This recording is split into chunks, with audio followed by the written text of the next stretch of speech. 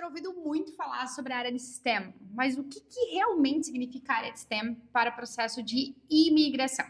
Então vamos falar hoje sobre STEM nos processos imigratórios para os Estados Unidos. Acompanhe com a gente esse vídeo.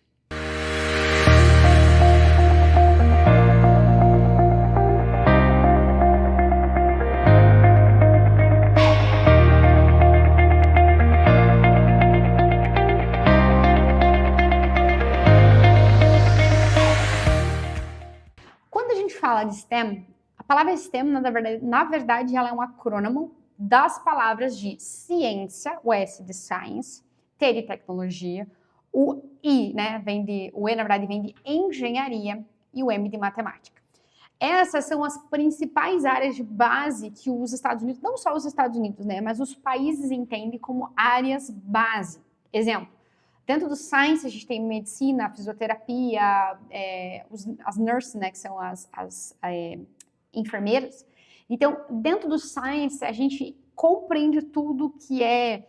Se eu pudesse trocar por uma palavra simples, tudo que mantém a vida vivendo. Eu sei que parece não fazer muito sentido. Mas o Science é isso, é aquelas áreas que são essenciais à vida. A vida se mantém, ela continua, ela prospera por essas áreas do Science.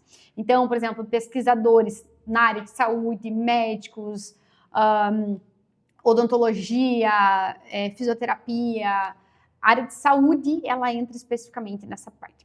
Quando a gente vem para a letra T do tecnologia, aí sim a gente está falando de uma das áreas mais promissoras que a gente está tendo, né, que é o IT, que é a tecnologia. Então, as programações, robô, jogos digitais, toda essa parte de tecnologia, computadores, é o que está também que é muito importante para um país. Exemplo bem prático, hoje no Brasil, uma das principais tecnologias que revolucionou os meios de pagamento é o Pix. Então, imagina a nossa vida, a gente até brinca, né? Nossa, hoje eu estou pagando como os incas, os maias e os astecas, pagando com dinheiro de papel. E o Pix, ele traz essa tecnologia. Só existe essa tecnologia porque tiveram programadores, tiveram engenheiros de software, enfim, toda essa área de ciências da tecnologia para facilitar. Então, um país, ele precisa dessa facilidade. Um exemplo muito prático, o rastreamento, por exemplo, dos ônibus ou dos trens ou metrôs para uma prefeitura, para uma cidade, é muito importante esse rastreio. E isso vem da parte da tecnologia. Quando eu estou falando disso, eu estou falando que a gente já fez pleitos que essas áreas trouxeram a importância nacional. A engenharia como um todo, né? A engenharia, desde a engenharia eólica para gerar a energia sustentável para um país, a engenharia civil, a engenharia mecânica, todas essas engenharias fazem um país se movimentar. É só você pensar, por exemplo, numa obra. Quantos engenheiros você precisa da obra? Você precisa de um engenheiro de urbanismo para entender até quando vai fazer uma infraestrutura muito grande, como, por exemplo, uma usina hidrelétrica. A gente fez um pleito migratório de um engenheiro elétrico. E aí, por exemplo, quando você vai fazer uma usina hidrelétrica, você precisa de um planejamento urbano muito grande. Quais são as áreas que vão ser afetadas, quem precisa ser removido ou não. Então, as engenharias como um todo, elas movimentam o país. Então, por isso que elas são uma área muito importante. E as áreas das matemáticas, aí você fala, tá, eu entendi, né, toda essa evolução, cuidado com a saúde, cuidado com a logística, com a mobilidade. A matemática não é somente matemática como 1 mais 1 é igual a 2. A matemática, na verdade, ela é como um conjunto. E aqui a gente entra com um dos nossos pleitos que a gente fez aqui no escritório de um estatístico. Por quê? Nossa, mas parece que a estatística... Não, a estatística dentro da matemática ela é um campo tão importante que quando você vai analisar o impacto estatístico, quanto que um país vai faturar, estatísticas meteorológicas, estatística, tudo que você puder imaginar dentro da estatística, ela acaba entrando. Então, tudo que você quer analisar dentro da área do STEM é tudo que traz impacto de uma maneira global. Talvez você pense assim, mas a área que eu trabalho não vai trazer impacto global. Hipoteticamente, vamos trazer, sei lá, um administrador. Eu só, sei lá, sou um analista, sou um coordenador, sou um gerente dentro da minha empresa, eu não vou trazer impacto. Você tem que entender que não é somente o que você efetivamente faz, mas o que a sua área de atuação é capaz de fazer dentro do país. Por isso que quando a gente está falando do STEM, é muito mais complexo, não é simplesmente uma palavra que eu falo para você, é ciência, tecnologia, engenharia, matemática e saúde. Não, não é isso. É muito mais complexo, é muito mais denso você entender todo esse processo. Por isso que eu sempre falo, não adianta você usar o teu processo como base, cada caso é um caso. E agora eu quero trazer vocês para analisarem comigo a tela da USCIS, o que ela está falando um pouquinho sobre a área de STEM. Então acompanha aqui comigo. Então essa tela que nós estamos mostrando agora é a própria tela da USCIS, e aqui, né, o próprio Estados Unidos, quando você vai olhando dentro da USCIS, a gente tem várias subdivisões. Aqui em cima, ó, que é o caminho, né, o caminho para as principais áreas, ou seja, quais são as áreas dentro da área de STEM que tem um caminho traçado. Então, olha que legal, isso aqui é do próprio USCIS. Como de praxe, eu vou traduzir para o próprio português do tradutor para ficar uma comunicação mais fácil. Eu sei que tem várias pessoas que acompanham a gente que falam inglês, se comunicam em inglês tranquilamente, mas obviamente existem outras pessoas que se sentem mais confortáveis com a língua nativa. Então, essa tradução é a tradução direta aqui do Google. Então, essas questões é um direcionamento da USCIS em relação aos profissionais da área de STEM. Então, olha o que os Estados Unidos falam. Então, os Estados Unidos são, há muito tempo, um destino para os melhores talentos do mundo todo. Nossa capacidade de atrair talentos globais, especialmente nas áreas de ciência, tecnologia, engenharia e matemática, impulsionou inovações pioneiras, levando à criação de empregos, novas indústrias e novas oportunidades para os americanos.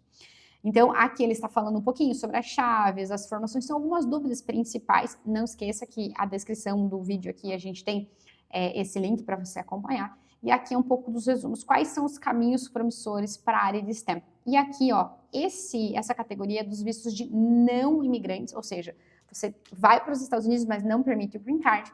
E a gente tem aqui embaixo dos vistos de imigrantes. E aqui, ó, nós temos o EB2 na categoria NW, que é o mais famoso. Por quê? Porque ele tem a dispensa. Se você não sabe ainda o que é o EB2NW, tem um vídeo aqui no canal que fala especificamente sobre o EB2NW. Então, esse é o ponto principal que os Estados Unidos, isso é uma pergunta muito importante. Até, deixa eu fechar aqui, até eu estava conversando com a nossa equipe, deixa eu fechar aqui, estava conversando com a nossa equipe, eu estava dando aqui para eles um direcionamento em relação aos principais pleitos migratórios que tem nos Estados Unidos, e quando você vai ler, parece que, nossa, esse aqui é 1% do 1% do 1%. E até a gente brincou aqui no escritório que você sabia que o EB1A é conhecido como Einstein Visa. Por quê? Porque o Einstein foi o único. Mas não significa que você precisa necessariamente ser um Einstein para você aplicar. É que vamos analisar pela lógica de um governo. Imagina então, a partir de agora, que você é o presidente do Brasil. E como você é o presidente do Brasil, você tem que controlar todas as pessoas que estão dentro do Brasil, quanto as pessoas, né, os brasileiros que estão fora do Brasil. E um país precisa de desenvolvimento, mão de obra, ok. Aí pensa o seguinte, você está tendo uma taxa de desemprego muito grande aqui no Brasil.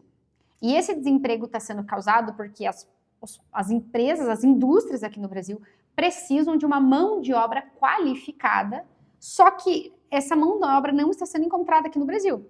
Mas ela não está sendo encontrada aqui no Brasil porque você, como país, não está oferecendo uma formação, uma acessibilidade à educação. Então, isso é um problema seu como governo. O que começa a acontecer?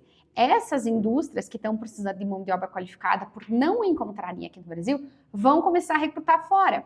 Só que o que acontece? Se você começa a recrutar muita gente de fora, vai começar a ter um desequilíbrio na balança.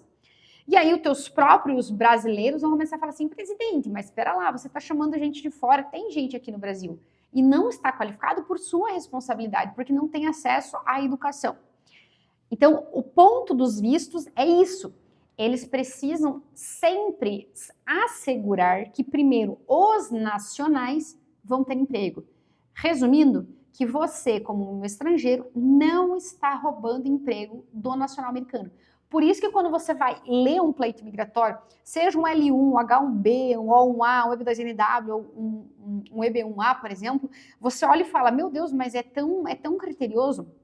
Ele não é tão criterioso quanto pensa. Claro, obviamente, ele precisa separar a mão de obra qualificada, a mão de obra específica.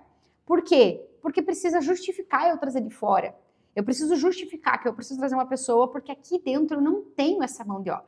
Então, por isso que a área de STEM, ela traz essa facilidade por isso. Então, lembre sempre, a gente está falando de um pleito migratório, a gente está falando de uma balança.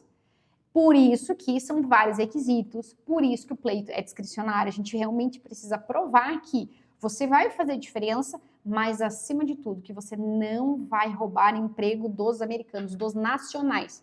Vou te fazer uma pergunta. Se você... Vamos fazer um cenário hipotético. Você se formou na Federal, qualquer Federal do Brasil, você se formou em administração na Federal do Brasil e tem, hipoteticamente, tá? Vamos pegar aqui um argentino, e eu não tô fazendo isso por rixa, tá? Não, só tô trazendo um exemplo. Um argentino que também se formou na Federal da Argentina.